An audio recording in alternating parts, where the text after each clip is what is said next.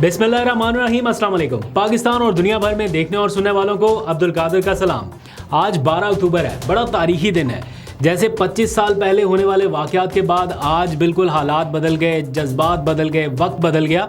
तो ये वाला वक्त भी रहना नहीं है, बदल इसने भी जाना है। वक्त का पहिया घूमेगा। जिनके ऊपर उस वक्त क्रॉस लगाया था वो आज इक़्तिदार में है, और जिनके ऊपर आज क्रॉस लगाया गया है वो शायद कल इक़्तिदार में होंगे। और यही हकीकत है, वक्त का पहिया इसी तरह से चलना है। आज के मेरे दिन का बेशतर हिस्सा जो है वो पार्लियामेंट हाउस में गुजरा। पार्लियामेंट हाउस जो इक़्तिदार का सबसे बड़ा ऐवान है, और वहाँ पर हुकूमती अरकान से भी मुलाकातें रहीं, अपोजिशन के लोगों से भी। ये आइनी तरमीम के मामले पर हुकूमती वज़ीर कानून क्या कर रहे हैं, जवाब में मौलाना की टीम क्या कर रही है, पीपल्स पार्टी से किस किस्म की लेन देन हो रही है, और फिर पाकिस्तान तहरीक इंसाफ जो अपोजिशन की सबसे बड़ी जमात है वो क्या कर रही है।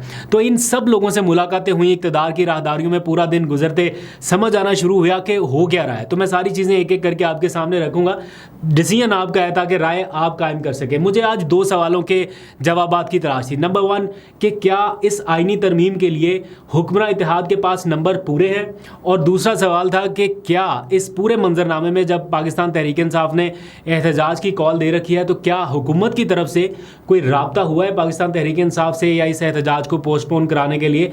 तो इन दो सवालों के जवाब आज मैं ढूंढता रहा। पहले आ जाइए पहले सवाल की तरफ कि क्या हुक्मरान इत्तेहाद के पास नंबर्स पूरे हैं। तो उसका जवाब जो मुझे अभी तक मैं ऑब्जर्व कर पाया हूँ वो है नहीं, क्योंकि कल बिलावल भुट्टो ने भी एक प्रेस कॉन्फ्रेंस की, मैं उसमें मौजूद था, बहुत सारे सहाफ़ियों की मौजूदगी में।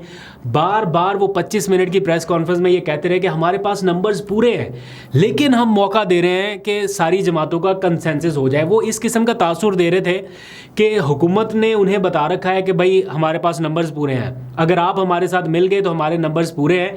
लेकिन मैं चूँकि हुकूमत से टाइम लिया है कि सारी जमातों को ऑन बोर्ड करना है बशमूल PTI और JUI, तो मैं इन जमातों को साथ लेके कंसेंसस के साथ करना चाहता हूँ, मैं टाइम देना चाहता हूँ। अदरवाइज़ कोई मसला नहीं है आइनी तरमीम मंजूर कराना। ये बिलावल का मौक़िफ़ था कल तक।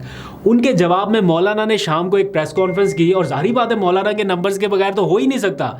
तो उन्होंने कहा कि नंबर्स पूरे करने वाली जो बात है ना, ये बददियानती है।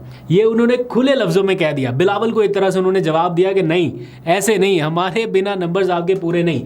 और आज टेलीविजन्स की जो खबरें हैं, कुछ ज़राए से चल रही है, मेरी खबर नहीं है, मैंने डिफरेंट TV चैनल्स के ऊपर चलती ये खबर देखी कि बिलावल को ये शक पड़ने लग गया है, या उनको ये तशवीश है कि उनके इत्तेहाद के, यानी उनके और मुस्लिम लीग नून के इत्तेहाद के कुछ अरकान जो है वो PTI से राब्ते में हैं, और उसके नतीजे में उनके कुछ अरकान गायब हैं या वो मंजर आम पे इस वक्त नहीं आ रहे।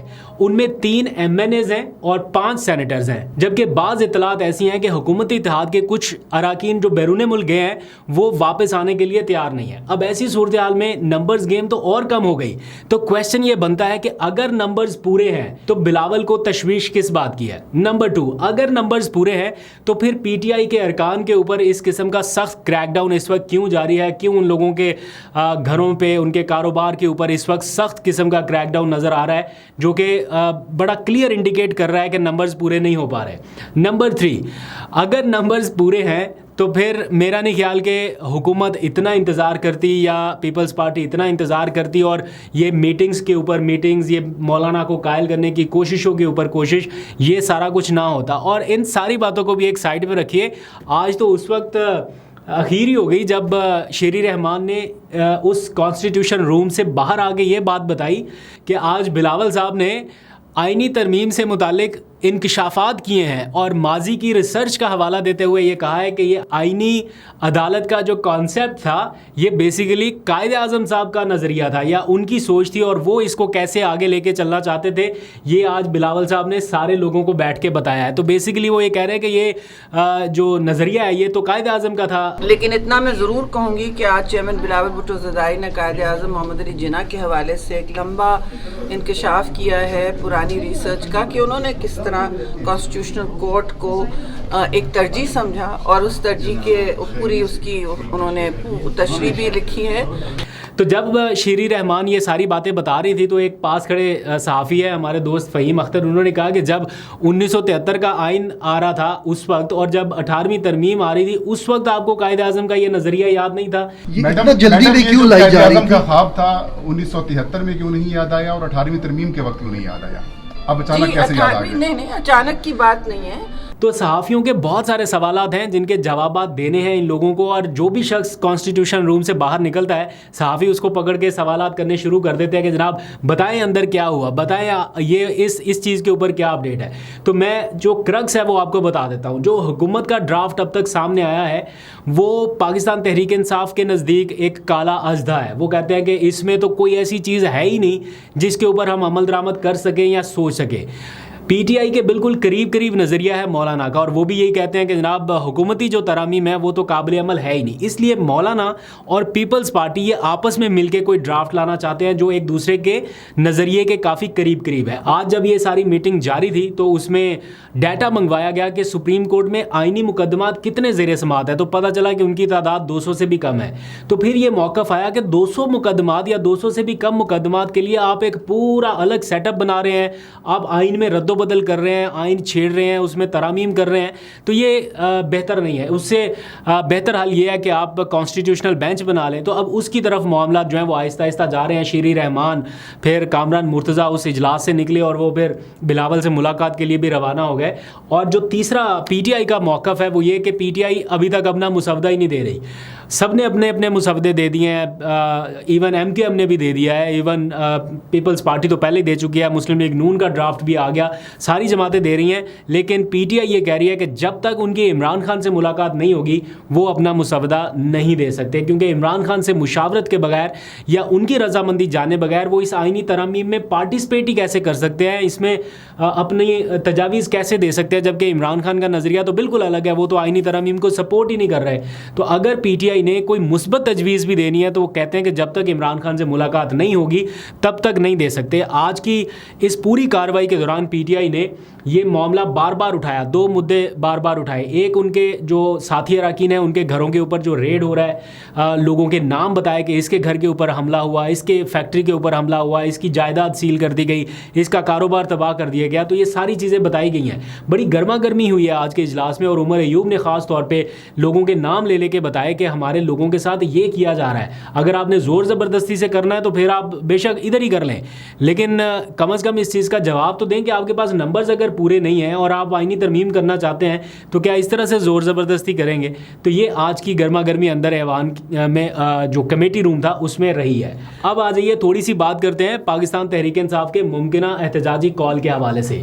आपके इल्म में है कि 15 अक्टूबर को एहतजाज की कॉल दी गई है और अभी तक ये एहतजाज की कॉल वापस नहीं ली गई, और ना ही हुकूमती सतह से कोई इमरान खान से राब्ता पीटीआई का इस्टेब्लिश कराया गया है। यानी डेडलॉक इस सारी सूरत हाल के दौरान कायम है। आज हुकूमत ने ऐलान किया है कि वो पीटीआई के एहतजाज को पूरी रियासती ताकत से रोकने जा रहे हैं, और उसका ऐलान वज़ीर दिफा की जानिब से किया गया। जो पीटीआई का कैंप है वो अभी तक एहतजाज से पीछे नहीं हटा, और उनका ये मौक़िफ़ है कि अगर इमरान खान से राब्ता ना हुआ तो फिर वो एहतजाज पर मजबूर होंगे और वो करेंगे। चूंकि ये एहतजाज की कॉल एससीओ कॉन्फ्रेंस के दिन दी गई है, यानी एससीओ कॉन्फ्रेंस 15 से 16 अक्टूबर तक है, तो 15 अक्टूबर की कॉल है, तो हुकूमत ये समझती है कि उनके पास एक मजबूत जवाज़ मौजूद है ताकत के इस्तेमाल का और इसको पीटीआई के ख़िलाफ़ इस्तेमाल करने का। तो ऐसे मौके पे जब पीटीआई पहले 2 अटैम्प्ट्स कर चुकी है, अब ये तीसरी अटैम्प्ट, वो भी इतने कम वक्त में, और एक ऐसे वक्त में जब एससीओ कॉन्फ्रेंस हो रही है और हुकूमत के पास जवाज़ मौजूद है, साथ ही इस्लामाबाद हाई कोर्ट का एक ऑर्डर तहरीरी तौर पर मौजूद है, बेशक गलत है या सही है, इस्लामाबाद हाई कोर्ट का ऑर्डर मौजूद है कि जनाब आप इस सारी सूरत हाल के दौरान जब कॉन्फ्रेंस हो रही है एहतजाज नहीं कर सकते। तो ऐसे मौके पे पीटीआई का एहतजाज करना क्या कहीं ये ट्रैप तो नहीं होगा, ये क्वेश्चन मार्क है। क्योंकि इस वक्त अगर ताकत का इस्तेमाल होता है और फुल फोर्स में होता है तो ऑब्वियसली ये पीटीआई के लिए ख़तरनाक साबित हो सकता है। उनके अपने लोग भी कहीं ना कहीं ये कंसीडर कर रहे हैं कि एससीओ कॉन्फ्रेंस के मौके पर एहतजाज नहीं बनता।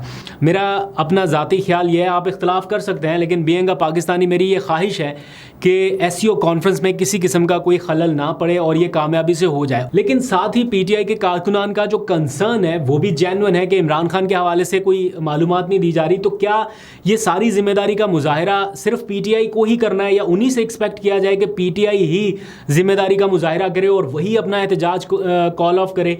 क्या हुकूमत में से कोई एक ऐसी शख्सियत नहीं है जो इतनी सेंस प्रिवेल कर सके कि जनाब इमरान खान से एक राब्ता इस्टेब्लिश हो जाए? अडयाला जेल कहाँ पर है? वो पिंडी का भी बिल्कुल कॉर्नर है, ना कोई रेड जोन है, ना वहाँ कोई सिक्योरिटी जोन है, ना कुछ। एक टेलीफोन कॉल या एक राब्ता अगर इस्टेब्लिश हो जाए तो ये मामला ख़त्म हो जाता है। तो बीइंग अ पाकिस्तानी मेरे अपने कंसर्न है, मैं ये चाहता हूँ कि ये चीज़ें अफाम तफहीम से हल हो जाए। अगर डेडलॉक किसी सिचुएशन बरकरार है तो इसमें हुकूमत को दिल बड़ा करना चाहिए, बजाय इसके कि हुकूमत खुद एक ऐसी सिचुएशन पैदा कर दे या ऐसा माहौल पैदा कर दे जिससे ये तासुर जाए कि कोई प्रवोक हो रहा है। तो उससे बेहतर है कि हुकूमत खुद इस मसले का हल निकाल दे। वज़ीर दाखिला के लिए ये मामला मुश्किल नहीं है इस चीज़ को डील करना, बट आई डोंट नो कि क्यों और क्या ज़िद है। क्या पाकिस्तान का इमेज हमारी अनाओं से बड़ा है, या पाकिस्तान का इमेज जो है, या पाकिस्तान की कौमी सलामती सिक्योरिटी ये हमारी इन छोटी छोटी चीज़ों से ज़्यादा बड़ी है? ऑब्वियसली नहीं बड़ी। तो इसलिए हुकूमत को दिल बड़ा करने की ज़रूरत है। अगर आप कहीं पे बैठ के कहते हैं कि ये देखें ये पाकिस्तान की सलामती को चैलेंज किया जा रहा है, कोई नहीं चैलेंज करना चाहता। कोई पाकिस्तानी ऐसा नहीं होगा जो यहाँ तक जाए या यहाँ तक सोचे। लेकिन हुकूमत को भी तो सोचना चाहिए कि इन हालात में वो क्यों ऐसे माहौल पैदा कर रही है। तो लेट्स सी, अल्लाह करे सेंस प्रिवेल करे और कोई ना कोई बेहतर डिसीजन हो सके। अब आ जाइए ज़रा एक और बड़ी खबर के हवाले से, आइनी तरमीम के हवाले से केस जो है वो सुप्रीम कोर्ट में फ़िक्स कर दिया गया है। काजी फाइज़ ईसा साहब ने जस्टिस नईम अफ़गान के साथ मिलके और साथ उनका एक तीसरे जज साहब हैं, 3 रुकनी बेंच जो है वो बना दिया है। 17 अक्टूबर को आइनी तरमीम के ख़िलाफ़ आबिद ज़ुबैरी की दरख्वास्त जो है वो टेकअप हो गई है, सुप्रीम कोर्ट में उसकी समाअत होने जा रही है। अब इसकी टाइमिंग बड़ी मैटर करती है, क्योंकि मीनवाइल पेशावर हाई कोर्ट में भी एक केस डाला गया था, उसकी भी हेयरिंग होने वाली थी। अगर इस पेशावर हाई कोर्ट कोई ऐसा डिसीजन दे देती या रोक देती इस कार्रवाई को, तो सुप्रीम कोर्ट उनके मामलात में चूँकि मुदाखलत नहीं कर सकती किसी हाई कोर्ट के जारी कार्रवाई में, तो उसलिए शायद ये बेहतर समझा गया कि इससे पहले कि कोई पेशावर हाई कोर्ट से कोई डिसीजन ऐसा आ जाए या कोई रुकावट आ जाए, तो सीधा सुप्रीम कोर्ट में ही मामला लगा लिया गया। और मुझे लगता है कि काजी साहब जाते जाते 2 केसेस का फैसला करेंगे, एक ये आइनी तरमीम वाला और दूसरा पीटीआई के जो बल्ले का निशान छीने जाने के हवाले से था। तो आपको फर्दर भी अपडेट करता रहूँगा। अभी तक के लिए इतने, अपना बहुत सा ख्याल रखिए। अल्लाह हाफिज़।